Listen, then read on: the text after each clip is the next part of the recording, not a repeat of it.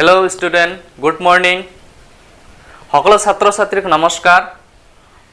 मैं आब्दुल सबुर आनंदराम बरुआ जातीय विद्यालय धर्मशालार एजन विज्ञान शिक्षक आज आमी एसिड क्षारक और लवणर पार्ट 11 कराम। प्रथमे आज आमी कराम बेकिंग सोडा कि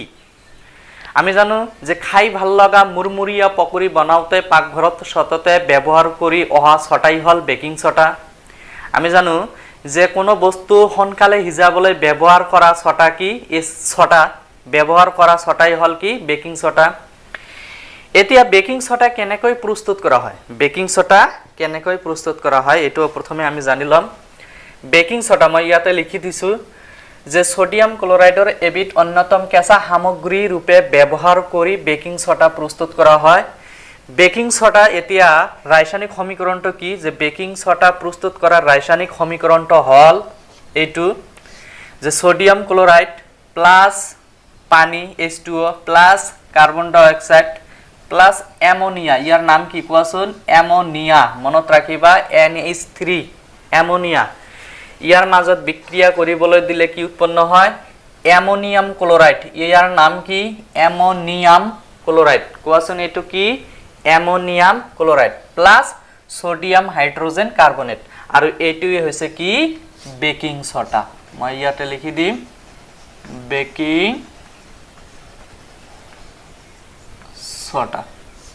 एटुर तेनहले नाम कि हबो बेकिंग सोडा। तेनहले बेकिंग सोडा प्रथमे बिक्रियक पदार्थत की আছে মনত রাখিবা sodium chloride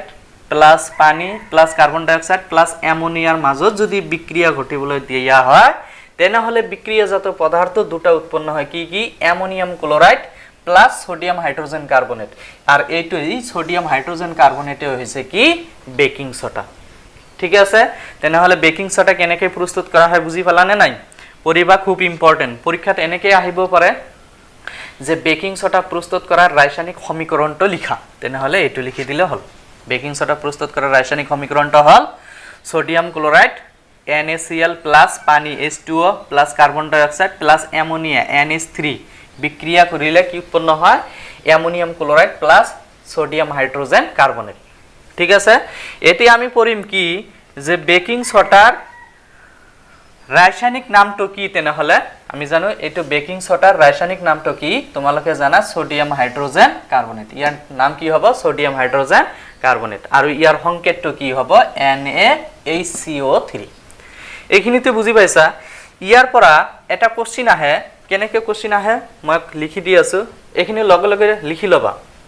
post video post কৰি লিখি লবা। এতিয়া চোৱা এটো খুব আহে পৰীক্ষাত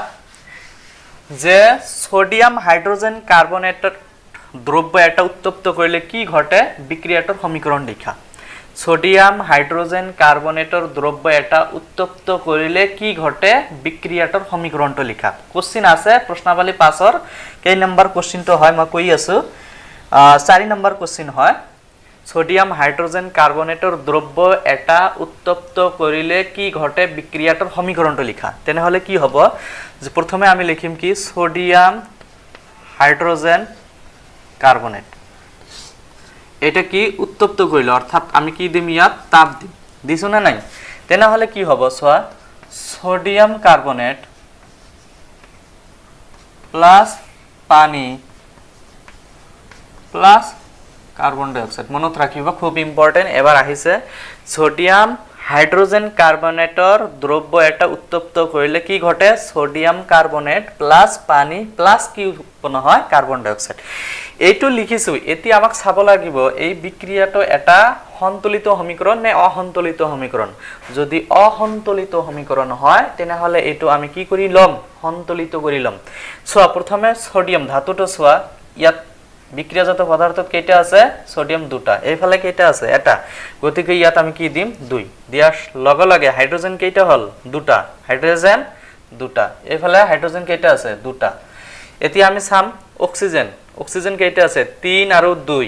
3 আৰু 2 পূৰণ কৰিলে 3 2 গুণ 6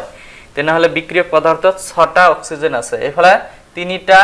যোগ এটা 4টা যোগ 2টা কেইটা হল 6টা কার্বন দুটা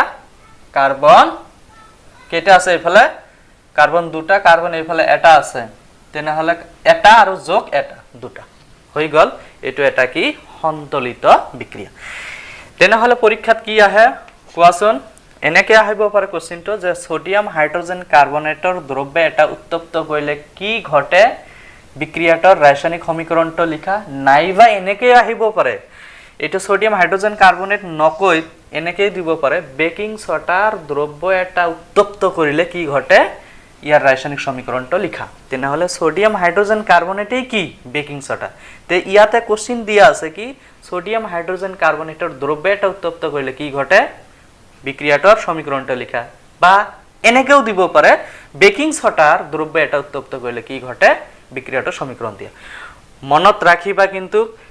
সায়েন্সত এনেকে কোশ্চিন উলটা উলটি কৈ দিব পাৰে, গতিকে তোমালোকে লগে লগে কোশ্চিন বিলাক লিখি লবা। এতিয়া চোৱা আমি কি কৰিম যে বেকিং সোডাৰ ব্যৱহাৰ কৰিম। বেকিং সোডাৰ কি ব্যৱহাৰ, বেকিং সোডা বা সোডিয়াম হাইড্ৰোজেন কাৰ্বনেটৰ ব্যৱহাৰ। এই তিনিটা আৰু আছে, কিন্তু এই তিনিটা মুখস্থ কৰিলেই হ'ব, বাকিবিলাক নালাগে। চোৱা বেকিং সোডা বা সোডিয়াম হাইড্ৰোজেন কাৰ্বনেটৰ ব্যৱহাৰ। 1 নম্বৰ, খোৱা বস্তু সোনকালে সিজাবলৈ বেকিং সোডা ব্যৱহাৰ কৰা হয়। মানে যিকোনো খোৱা বস্তু সোনকালে যদি আমি সিজোৱাৰ কাৰণে যদি ই কৰোঁ তেনেহলে কি ব্যৱহাৰ কৰোঁ, বেকিং সোডা। যে খোৱা বস্তু সোনকালে সিজায়, কোনে সিজায়, বেকিং সোডা। এতিয়া চোৱা 2 নম্বৰ, বেকিং পাউডাৰ প্ৰস্তুত কৰিবলৈ বেকিং সোডা ব্যৱহাৰ কৰা হয়। বেকিং এবিধ পাউডাৰ আছে, এই পাউডাৰ প্ৰস্তুত কৰাৰ কাৰণে কি আমি ব্যৱহাৰ কৰি বেকিং পাউডাৰ প্ৰস্তুত কৰিব পাৰোঁ, বেকিং সোডা। আচ্ছা নম্বৰ 3, যে পেটৰ অতিৰিক্ত এসিড প্ৰশমিত কৰিবলৈ অম্লনাশক হিচাপে বেকিং সোডা ব্যৱহাৰ কৰা হয়। যেতিয়া তোমালোকে এসিডিটি ভুগি আছা, ধৰি ল অম্ল অজীৰ্ণতা বেমাৰত ভুগি আছে, অর্থাৎ গেছ হয়, অতিরিক্ত পেটত কি হয়, গেছ হয়। পাকস্থলীত আমার কি আছে, হাইড্রোক্লোরিক এসিড আছে। এই হাইড্রোক্লোরিক এসিড যেতিয়া অতিরিক্ত উৎপন্ন হয় তেতিয়া আমাক কি হয়, অজীর্ণ হয়, অর্থাৎ কি পেটত জ্বলা পড়া হয়, বিষ অনুভৱ হয়। এই জ্বলা পড়া বা বিষ পৰিত্ৰাণ পাবলৈ হলে আমি বেকিং সোডা ব্যৱহাৰ কৰিও এই বেমাৰটো কি কৰিব পাৰো, বেমাৰটো নহয় এইটো মানে ই এটা এসিডিটি বুলি কোৱা হয়, পৰিত্ৰাণ কৰিবৰ বাবে কি ব্যৱহাৰ কৰো, আমি বেকিং সোডা ব্যৱহাৰ কৰিব পাৰো। কাৰণ বেকিং সোডা এবিধ কি ক্ষাৰক। মনত ৰাখিবা বেকিং সোডা এবিধ কি প্ৰকৃতিৰ হয়, ক্ষাৰক প্ৰকৃতিৰ। আচ্ছা এইখিনি তো বুজি পাইছা যে বেকিং সোডাৰ ব্যৱহাৰ তিনিটা মুখস্থ কৰিলে হ'ব। এতিয়া আমি পঢ়িম, চোৱা খুব ইম্পৰ্টেন্ট, কাপড় ধোৱা সোডা। কি পঢ়িম কোৱাচোন, কাপড় ধোৱা সোডা। কাপড় ধোৱা সোডাটো কি এতিয়া চোৱা। আমি অলপ আগতে পঢ়িলো, কি পঢ়িলো, যেতিয়া আমি কি কৰিলো যে সোডিয়াম হাইড্ৰোজেন কাৰ্বনেটক উত্তপ্ত কৰিলে অর্থাৎ তাপ দিলে কি উৎপন্ন হয়, সোডিয়াম কার্বনেট প্লাস পানী প্লাস কার্বন ডাই অক্সাইড। এইখিনি পঢ়িলেও না নাই। এতিয়া চোৱা এই বিক্ৰিয়াটোত লাগিব যে কাপড় ধোৱা সোডা।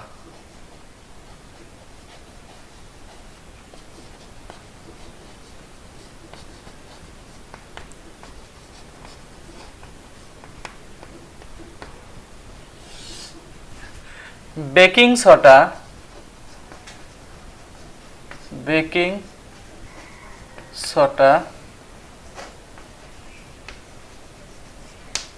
উত্তপ্ত কৰিলে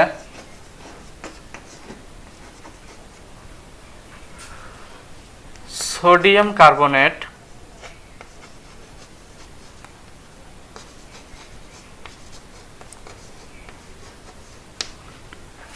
পাব পাৰি।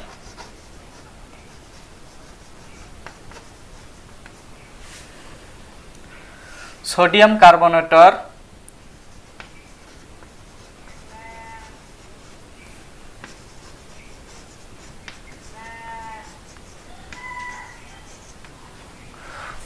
পুনৰ স্ফটিকীকৰণ ঘটালে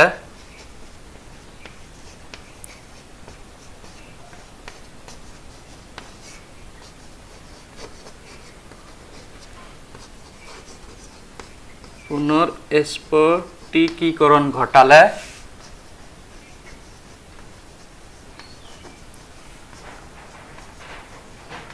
কাপড় ধোয়া সোডা প্ৰস্তুত হয়। মনত ৰাখিবা খুব ইম্পৰ্টেন্ট প্ৰথমে মই কৈ আছো চোৱা বেকিং সোডা উত্তপ্ত কৰিলে সোডিয়াম কাৰ্বনেট পাব পাৰি চোৱা এটো বেকিং সোডা উত্তপ্ত কৰিছ কি পাইছো সোডিয়াম কাৰ্বনেট পাইছো এই সোডিয়াম কাৰ্বনেটৰ পুনৰ স্ফটিকীকৰণ ঘটালে যদি বাৰে বাৰে আমি পুনৰ স্ফটিকীকৰণ ঘটাও তেনেহলে কি উৎপন্ন হয় কাপড় ধোৱা সোডা উৎপন্ন হয় ইয়াৰ চোৱা এতিয়া মই এটো বুজাৰ কাৰণে লিখিছো কিন্তু ইয়াৰ ৰাসায়নিক সমীকৰণটো কি চোৱা কাপড় ধোৱা সোডাৰ ৰাসায়নিক সমীকৰণটো কি হ'ব তেনেহলে সোডিয়াম কাৰ্বনেট প্লাস দহ অণুৰ পানী বিক্ৰিয়া কৰিলে সোডিয়াম কাৰ্বনেট ইয়াতে এটা ডট চিন দিবা দহ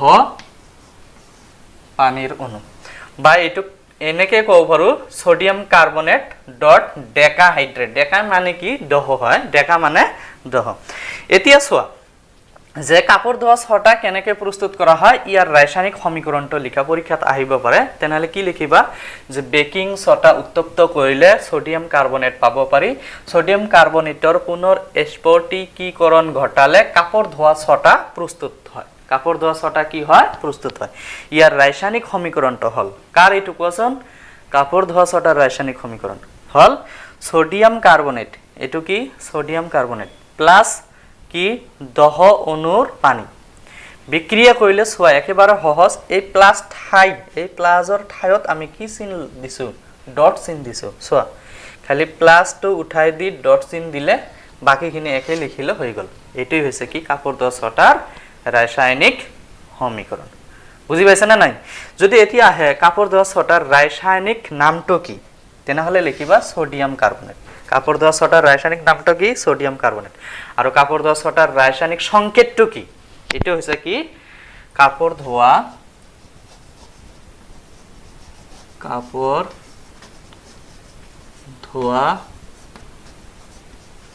সোডাৰ ৰাসায়নিক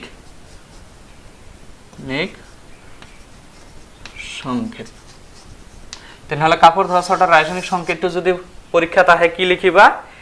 সোডিয়াম কাৰ্বনেট ডট ডেকাহাইড্ৰেট এটো লিখিবা যদি কয় কাপড় ধোৱা সোডাৰ ৰাসায়নিক নামটো কি সোডিয়াম কাৰ্বনেট বুলি লিখিলে হৈ যাব এতিয়া চোৱা এতিয়াতো আমি পঢ়িলো কাপড় ধোৱা সোডা কেনেকৈ প্ৰস্তুত কৰা হয় কাপড় ধোৱা সোডাৰ ৰাসায়নিক সমীকৰণটো কি কাপড় ধোৱা সোডাৰ ৰাসায়নিক সংকেতটো কি কাপড় ধোৱা সোডাৰ ৰাসায়নিক নামটো কি এখিনি আমি পঢ়িলো এতিয়া আমি পঢ়িম কি কাপড় ধোৱা সোডাৰ ব্যৱহাৰ এতিয়া চোৱা খুব ইম্পৰ্টেন্ট হয় এইবিলাক পৰীক্ষাত আহে কাপড় ধোৱা সোডাৰ ব্যৱহাৰ এক নম্বৰটো হৈছে কি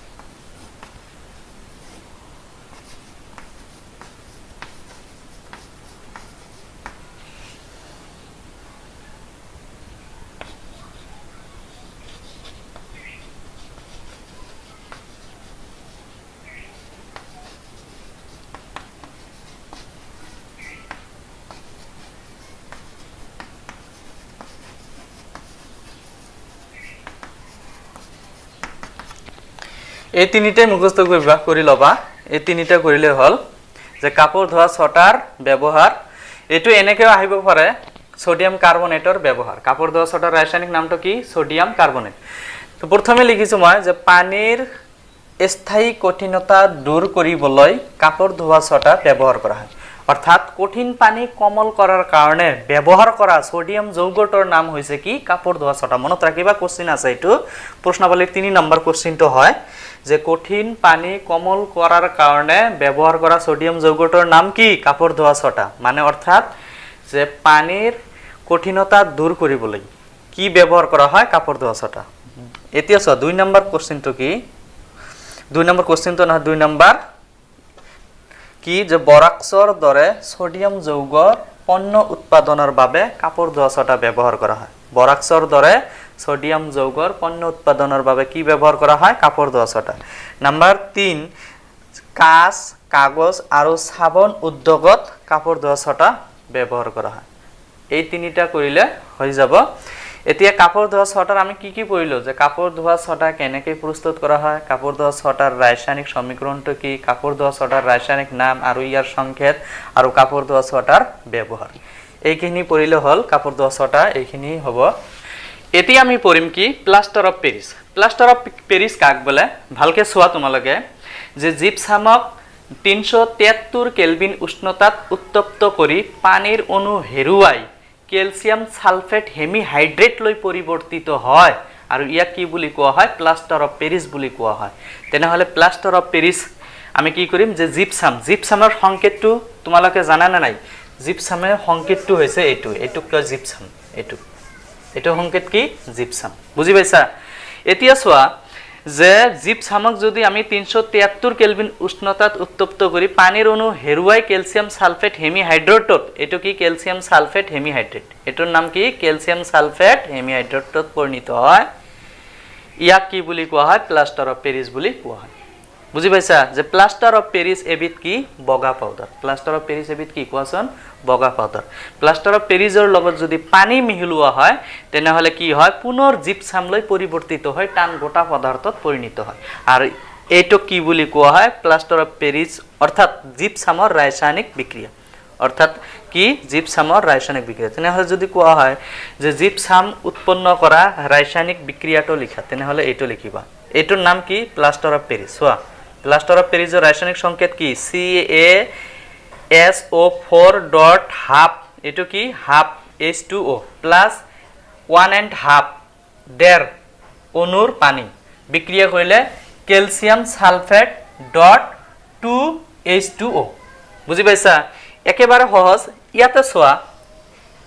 আধা পানীৰ অণু আছে না নাই আধা পানীৰ অণু ইয়াতে কিমান আছে ডেৰ পানীৰ অণু আধা আৰু ডেৰ যোগ কৰিলে কিমান হ'ব 2 তেনেহলে ক্যালসিয়াম সালফেট এইখিনি আছে ঠিকই আছে .2 H2O পানী হৈছে না নাই চোৱাচোন একেবাৰে সহজ তেনেহলে পৰীক্ষা যদি আহে যে ক্যালসিয়াম সালফেটৰ লগত ক্যালসিয়াম সালফেট হেমিহাইড্ৰেটৰ লগত পানীৰ অণু মিহলালে কি উৎপন্ন হয় জিপসাম উৎপন্ন হয় আৰু ইয়াৰ বিক্ৰিয়াটো হল এইটো বুজি পাইছা না নাই বিক্ৰিয়াটো এইটো পৰীক্ষাত আহে এইটো কোশ্চিন নাম্বাৰ প্ৰশ্নাৱলীৰ কোশ্চিন নাম্বাৰ 5 আছে যে প্লাষ্টাৰ অফ পেৰিছ আৰু পানীৰ মাজত বিক্ৰিয়া ঘটিলে কি উৎপন্ন হয় ইয়াৰ সমীকৰণটো লিখা এইখিনিটো বুজি পাইছা তেনেহলে প্লাষ্টাৰ অফ পেৰিছৰ সংকেতটো কি কোৱাচোন প্লাষ্টাৰ অফ পেৰিছৰ সংকেতটো হৈছে সোৱা মই আকৌ এবাৰ লিখি দি আছো ক্যালসিয়াম সালফেট হেমিহাইড্ৰেট এটো কি প্লাষ্টাৰ অফ পেৰিছৰ ৰাসায়নিক সংকেত জিপসামৰ ৰাসায়নিক সংকেতটো কি ক্যালসিয়াম সালফেট .2 পানী এতিয়া সোৱা এটো হৈছে প্লাষ্টাৰ অফ পেৰিছৰ ৰাসায়নিক সংকেত আৰু এটো হৈছে জিপসামৰ ৰাসায়নিক সংকেত বুজি পাইছা না নাই এতিয়া সোৱা আমি কি পঢ়িম যে প্লাষ্টাৰ অফ পেৰিছৰ ব্যৱহাৰ অৰ্থাৎ ক্যালসিয়াম সালফেট হেমিহাইড্ৰেটৰ ব্যৱহাৰ ভালকে চাবা ক্যালসিয়াম সালফেট হেমিহাইড্ৰেটৰ ব্যৱহাৰ ইয়াতে সোৱা প্লাষ্টাৰ অফ পেৰিছ বা ক্যালসিয়াম সালফেট হেমিহাইড্ৰেটৰ ব্যৱহাৰ প্ৰথমে সোৱা যে ডক্টৰে ভঙা হাড় সঠিক স্থানত ধৰি ৰাখিবলৈ প্লাষ্টাৰ হিচাপে ইয়াক ব্যৱহাৰ কৰে কেতিয়াবা তোমালোকে চাইছা না নাই যেতি এক্সিডেন্ট হয় মানুহ তে হাড় বা হাত ভৰি ভাঙি গ'লে তেতিয়া কি কৰে ডক্টৰে যে এই প্লাষ্টাৰ ব্যৱহাৰ কৰে কি ব্যৱহাৰ কৰে প্লাষ্টাৰ ওই প্লাষ্টাৰটোই কি হয় plaster of Paris plaster of Paris দি কি কৰি দিয়ে প্লাষ্টাৰ কৰি দিয়ে ভঙা হাড় কিয় প্লাষ্টাৰ কৰি দিয়ে যাতে সঠিক স্থানত হাড়বিলাক কি সংযোগ ঘটে নাম্বাৰ 2 যে প্লাষ্টাৰ অফ পেৰিছক পুতলা ঘৰ সজোৱাৰ সামগ্ৰী আৰু মসৃণ তল সাজিবৰ বাবে ব্যৱহাৰ কৰা হয় কেতিয়াবা তোমালোকে চাইছা যে পুতলা তাৰপৰ ঘৰ সজোৱাৰ কিছুমান সামগ্ৰী তাৰপিছত কিছুমান একেবাৰে ফলৰ নিচিনা কিছুমান বস্তু বনায় হয়নে নাই এই বস্তুবিলাক কিহেৰে বনোৱা হয় তেনেহলে প্লাষ্টাৰ অফ পেৰিছৰে বনোৱা হয় বুজি পাইছানে নাই এইখিনি আছিল আমাৰ কি প্লাষ্টাৰ অফ পেৰিছ আচ্ছা এতিয়া আমি প্ৰশ্নাৱলীৰ 5 কৰাম প্ৰশ্নাৱলী 5ৰ 5টা কোশ্চেন আছে এতিয়া আমি এইবিলাক কৰাম তোমালোকে লগে লগে লিখি লবা কি আছে সোৱা প্ৰশ্নাৱলী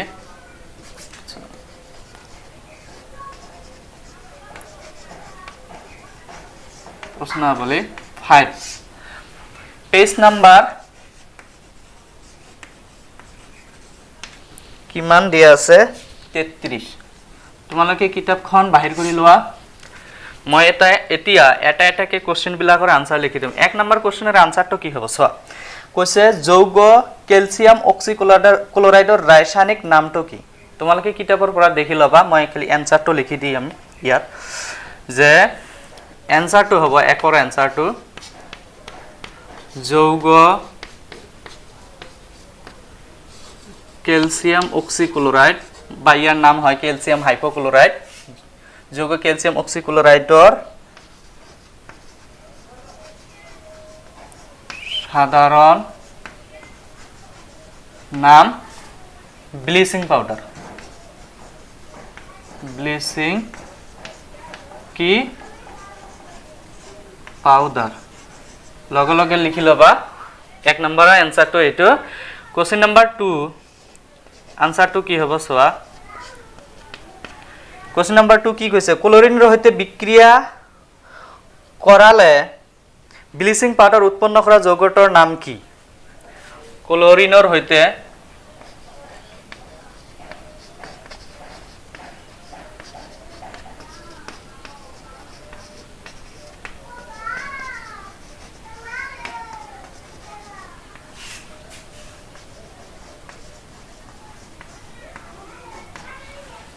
বিক্ৰিয়া কৰা ব্লিচিং পাউডাৰ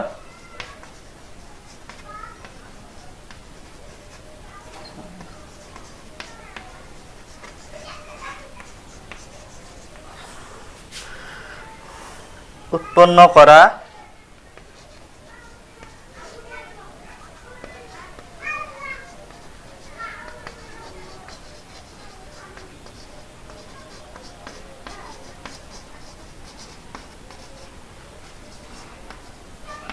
শিথিলিত চূন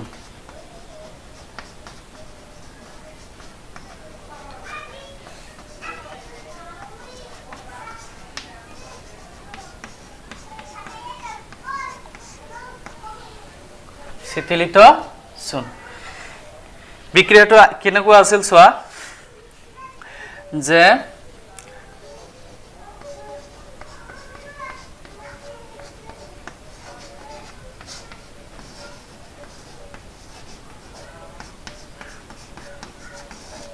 এতিয়া ক্লোৰিনৰ হৈতে বিক্ৰিয়া কৰালে ব্লিচিং পাউডাৰ উৎপন্ন কৰা যৌগটোৰ নাম কি তেনেহলে শিথিলিত চূন বা ক্যালসিয়াম হাইড্ৰক্সাইড এটো আছিল 2 নম্বৰ কোশ্চেনৰ আনসাৰ লগে লগে লিখি লবা তাৰ পিছত 3 নম্বৰটো কি আছে সোৱা কঠিন পানী কোমল কৰাৰ বাবে ব্যৱহাৰ কৰা সোডিয়াম যৌগটোৰ নাম কি অলপ আগতে মই কৈ দিছো কঠিন পানী কোমল কৰাৰ কাৰণে ব্যৱহাৰ কৰা সোডিয়াম যৌগটোৰ নাম হল কাপোৰ ধোৱা ছটা লিখিবা কি লিখিবা কোৱাচোন কাপোৰ ধোৱা ছটা आंसर তো লিখিবা কি লিখিবা কোৱাচোন কাপোৰ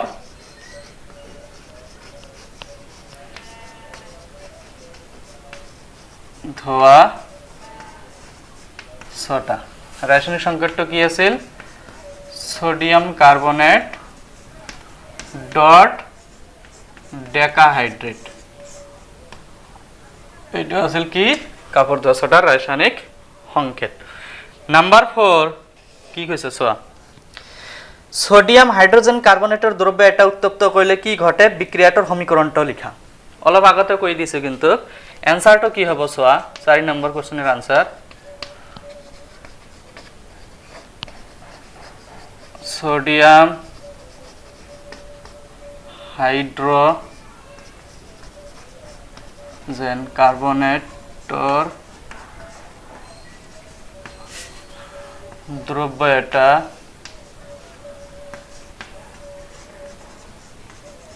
উত্তপ্ত কৰিলে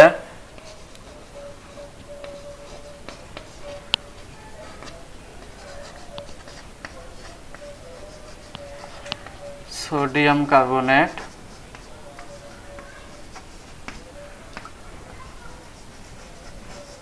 পানি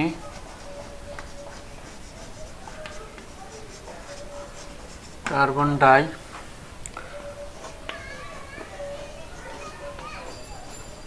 অক্সাইড গ্যাস উৎপন্ন হয় ঠিক আছে ইয়াৰ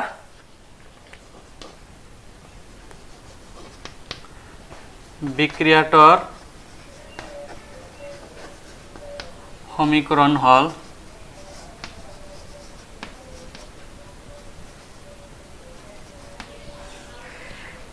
বিক্ৰিয়াটোৰ সমীকৰণ ইয়াৰ বাদ দিয়া বিক্ৰিয়াটোৰ সমীকৰণ বিক্ৰিয়া টোৰ দিবা টোৰ সমীকৰণ হল কি হব চোৱা সোডিয়াম হাইড্ৰোজেন কাৰ্বনেট তাপ দিছা সোডিয়াম কাৰ্বনেট প্লাস পানি প্লাস কাৰ্বন ডাই অক্সাইড এটো সন্তুলিত কৰিব লাগিব এটো অসন্তুলিত আছে চোৱা সোডিয়াম এফালে কেইটা আছে বিক্রিয়াজাত পদার্থ দুটা এফালে কেইটা আছে এটাত গতিকে ইয়াত কি দিবা 2 হৈ গল সন্তুলিত এটো হৈছে 4 নম্বৰ কোৱেশ্চনৰ আনসাৰ লগে লগে লিখি লবা এতিয়া 5 নম্বৰ কোৱেশ্চনটো কি আছে চোৱাচোন কিতাপত চোৱা 5 নম্বৰ কোৱেশ্চনটো কি আছে প্লাষ্টাৰ অফ পেৰিছ আৰু পানীৰ মাজত বিক্ৰিয়াটো দেখিবলৈ এটা সমীকৰণ লিখা প্লাষ্টাৰ অফ পেৰিছ আৰু পানীৰ মাজত দেখিবলৈ এটা সমীকৰণটো লিখা 5 নম্বৰ চোৱা এনসাৰটো কি হ'ব মই এনসাৰ লিখি দি আছো প্লাষ্টাৰ অফ পেৰিছ আৰু পানীৰ মাজত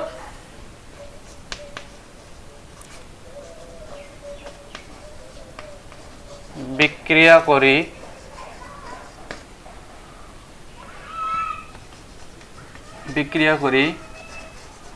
পৰিবৰ্ধিত হয়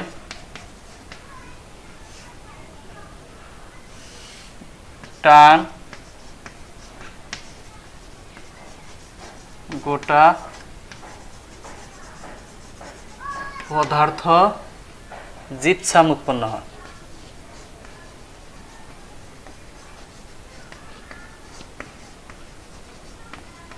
উৎপন্ন হয় ইয়াৰ ৰাসায়নিক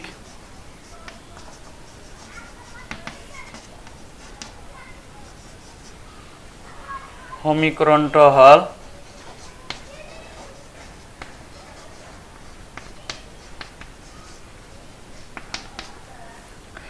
ক্যালসিয়াম সালফেট হেমিহাইড্রেট প্লাস 1.5 পানি ক্যালসিয়াম সালফেট ডট 2 লিটার পানি এটো কি প্লাস্টার অফ পেরিস আর এটো কি জিপসাম এটো আছিল 5 নম্বৰ কোৱেশ্চনৰ আনসাৰ সোৱা মই কৈ আছো এবাৰ যে প্লাস্টাৰ অফ পেৰিস আৰু পানীৰ মাজত বিক্ৰিয়া কৰি পৰিৱৰ্তিত টান গোটা পদাৰ্থ জিপসাম উৎপন্ন হয় ইয়াৰ ৰাসায়নিক সমীকৰণটো হল এটো ক্যালসিয়াম সালফেট হেমিহাইড্ৰেট এটো কাৰ সংকেত প্লাস্টাৰ অফ পেৰিস এটো কিমান অণুৰ পানী আছে 1.5 অণুৰ পানী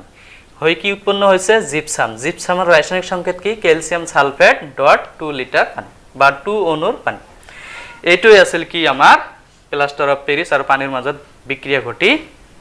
উৎপন্ন হওয়া জিপসাম ঠিক আছে আজিৰ পৰা এসিড ক্ষাৰক আৰু লৱণৰ হেক এতিয়া আমি নেক্সট পাৰ্টত কৰাম অনুসলনিৰ কোশ্চেন বিলাকৰ আনসাৰ তো গতিকে নেক্সট পাৰ্ট তোমালোকে চাবা ভালকে কাৰণ নেক্সট পাৰ্ট আমি অনুসলনিৰ কোশ্চেন যিমানখিনি আছে এই সকলোখিনি কোশ্চেনৰ আনসাৰ লিখি দিম bye thank you take care